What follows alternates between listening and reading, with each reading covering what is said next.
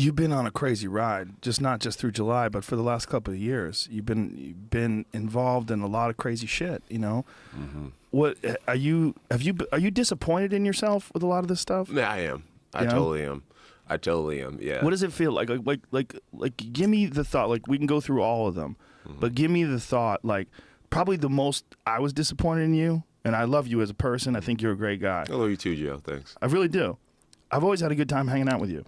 But I was very disappointed with you with that car accident thing. Yeah. When you ran away from that car accident. Yeah. That to me was like, God damn, John's in a bad place. Yeah, it was. I was in a bad place. It was a messed up situation, man. I was in a point in my life then when I was winning all these fights. I was the it boy in the UFC, sponsored by Nike and Gatorade, and greatest of all time, finishing legends after legend after legend. Just really in this position where I felt so untouchable, and I just felt like everything was meant to go my way in that time of my life. I was smoking pot, majority of my career, drinking. Me too.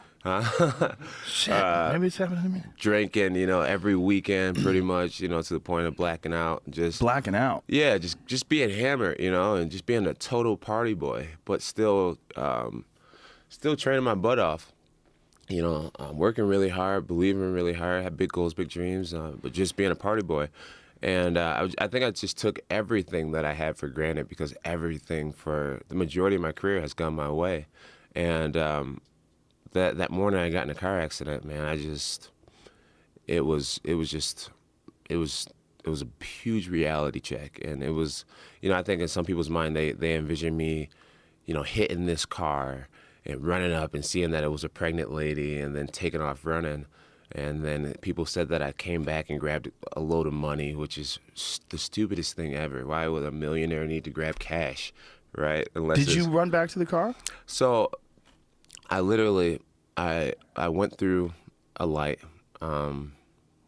It was like a green light that said that I could turn left, but you're supposed to yield for the right-of-way, right, to turn left. And person came through, and I just assumed it was my green light to go, obviously being not completely clear-headed. And I ended up running into a car. I was definitely disoriented. Disoriented from the accident? From the accident, for sure. Just kind of like, what the hell just happened? It was a really big hit. But I was fine. I had no injuries, and I just felt like, well, maybe it wasn't that bad of a hit. So I literally, I step out of the car, and I realized, like, seconds later, I realized my bull's in the car.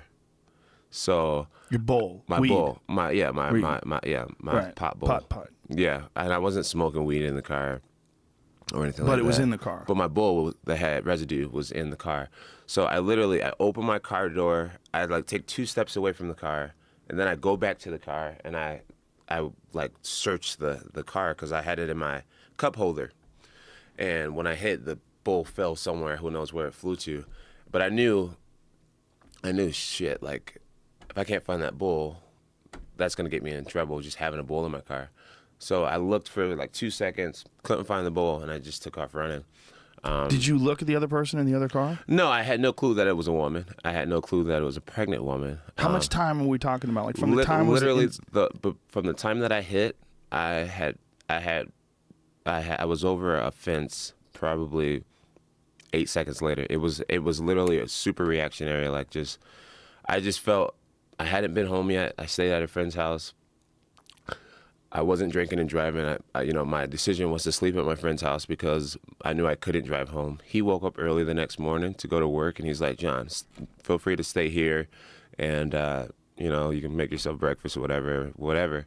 And the guy has a family. He has a wife, and he has a newborn baby, and I didn't want to stay at his house while he's at work. So I was just like, no, I think I'm okay. But really, I had maybe like 2 hours of sleep, and I didn't realize that I wasn't ready to drive. So I wake up and get in my car, and I just wasn't ready to drive or whatnot.